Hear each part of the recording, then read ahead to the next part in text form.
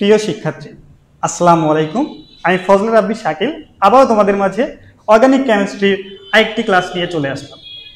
দেখো, এই প্রশ্নটি আমাদের কাছে কমন। C6H6 বা বেনজিনের ওজোনাইজেশনে কি উৎপন্ন হয়? কোথায় কোথায় আসছে? তোমার স্বপ্ন কি ঢাকা ইউনিভার্সিটি, তোমার স্বপ্ন কি খুলনা ইউনিভার্সিটি, নাকি তোমার স্বপ্ন চিটাগাং ইউনিভার্সিটি? যেটাই হোক না কেন, অর্গানিক কেমিস্ট্রি তোমার পিছু ছাড়বে না, ছাড়বে না, ছাড়বে না। সুতরাং কিভাবে একটি সলভ করা যায় দেখো।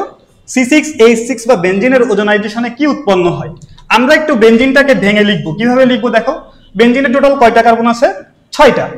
1 2 3 4 5 6।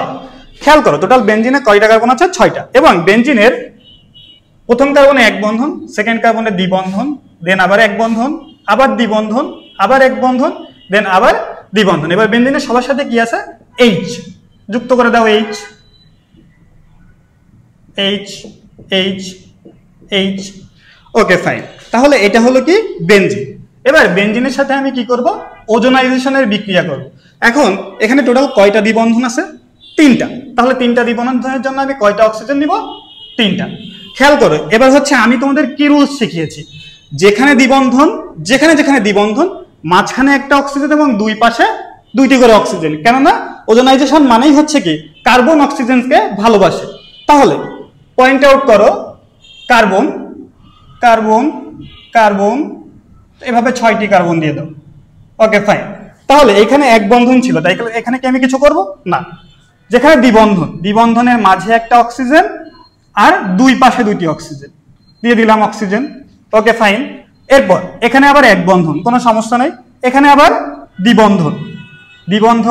দ্বিবন্ধনের মাঝে একটা, দুই পাশে 2টা, দেন এখানে আবার একটা, এইখানে আবার 2টা। ওকে, ফাইন।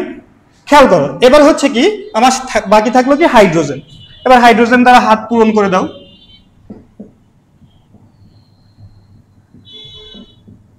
ওকে, ফাইন।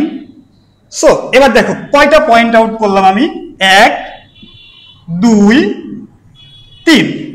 তাহলে খুব সুন্দর করে দেখো, এখানে 3টা পয়েন্ট আউট করছি। আগে আমি বলছিলাম কি যে এই CHO বা CH3CHO মানে অ্যালডিহাইড উৎপন্নের কথা বলেছিলাম। আমি কিন্তু এখনো পর্যন্ত কিটোন উৎপন্নের কথা বলিনি। নেক্সট ভিডিওটা আমরা কিটোন নিয়ে আলোচনা করব। সো এখন আসো এই কোশ্চেনে, জিঙ্ক এবং পানির সাহায্যে যদি এখানে দেওয়া হয় তাহলে কি আসে? দেখো এখানে কি আছে? CHO। তাহলে একটার জন্য কয়টা CHO আছে? 2টা করে CHO। এ দেখো, একটা CHO, একটা CHO, তাহলে CHO। এবার টোটাল তোমার এরকম CHO কয়টা আছে? 1টা 2টা 3টা। যেহেতু তুমি 3টা দ্বিবন্ধনকে ভেঙেছো, তাহলে 3CHO। তাহলে আমার মেইন উৎপাদ হচ্ছে 3CHO। তাহলে এই মেইন উৎপাদের নাম কি? গ্লাইঅক্সাল। তাহলে C6H6 বা বেনজিনের ওজোনাইজেশনে কি উৎপন্ন হয়? তাহলে আমার এক কথায় অ্যান্সার আসবে কি?